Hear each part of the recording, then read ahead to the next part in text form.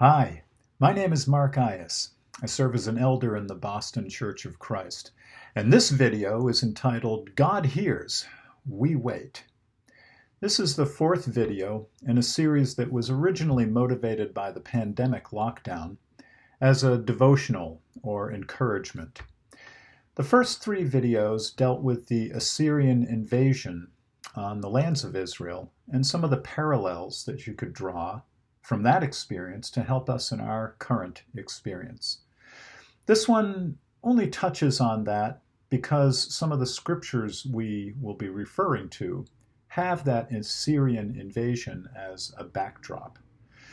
This one is called God Hears, We Wait, because one consequence of this time is that we're forced to spend more time online using software, tools, and websites that have now become very familiar to us. And there are some common challenges that we face, and you will see why I chose God Hears, We Wait. Thought number one, God hears. You know, we use social websites now probably more than ever before. In fact, we even have my mother video conferencing.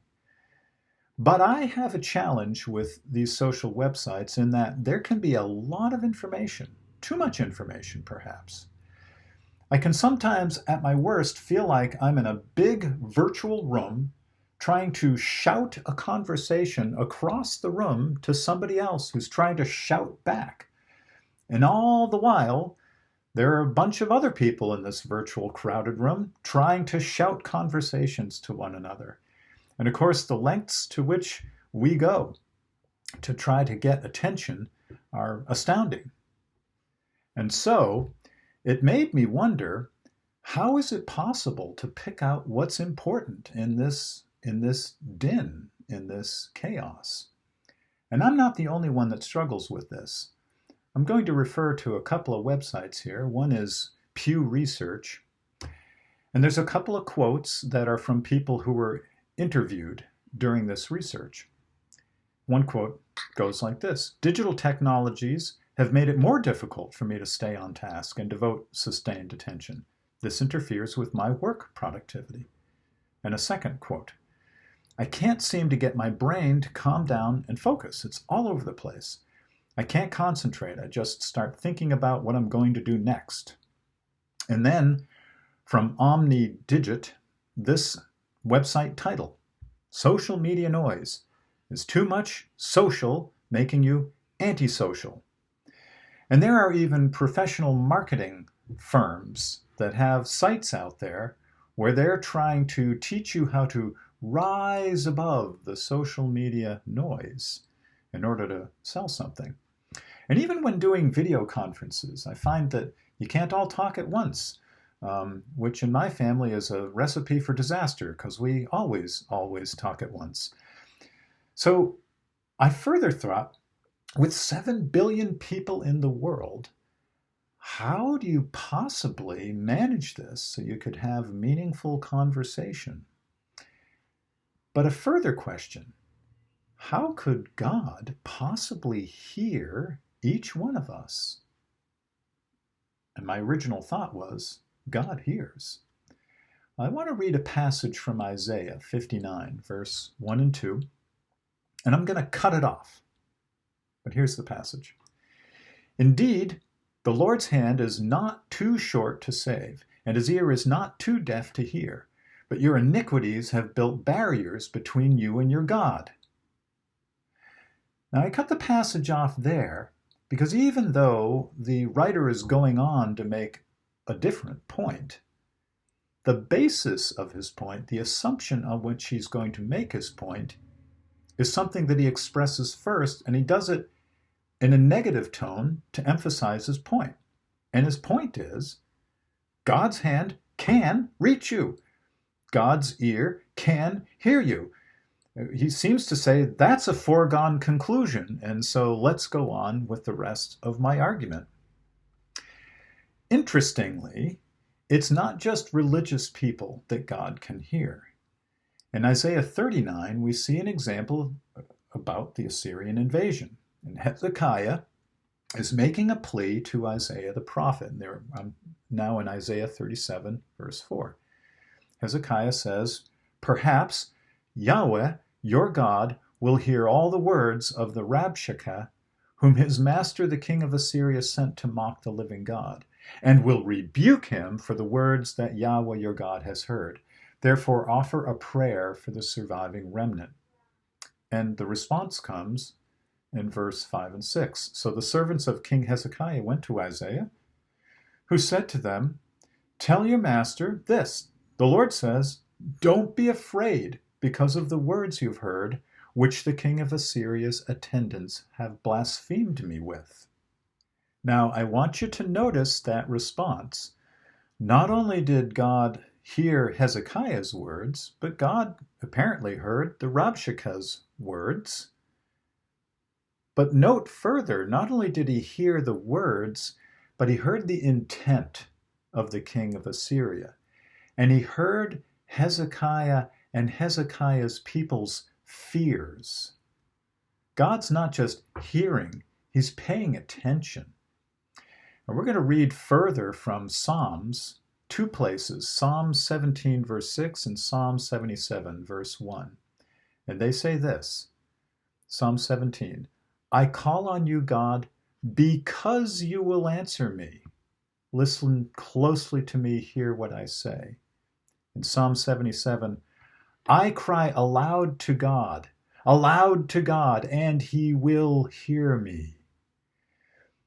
God can pick you out individually, no matter how loud or quiet you are, and no matter how many other people are having a conversation with him as well. And in fact, he can hear the consolidated pleas of any group you care to name, and all very clearly. May we have that confidence that God will hear us. He'll hear our words. He'll feel our feelings. He'll hear our fears. God hears. Thought number 2, we wait. One other consequence of being forced online is commerce websites, the places that you go to buy, where I've had to go to buy because when I go to the store, shelves are empty. And so I'm forced to go online and I have to wait. And I'm not used to waiting. In fact, I don't think many of us are used to waiting. We live in first world countries where if you want something, you just go get it. And so we've been forced to wait. Of course, this concept of waiting and the challenge that it presents is not unique to this video. I'm going to read here from an article from Psychology Today. And this one is entitled, "Still Waiting to Learn How to Wait." "I have come to despise waiting, so much so that sometimes I can't stop myself from screaming and cursing when inconvenienced. Everything we do is about saving time, whether we're connected digitally, online, or through a smartphone.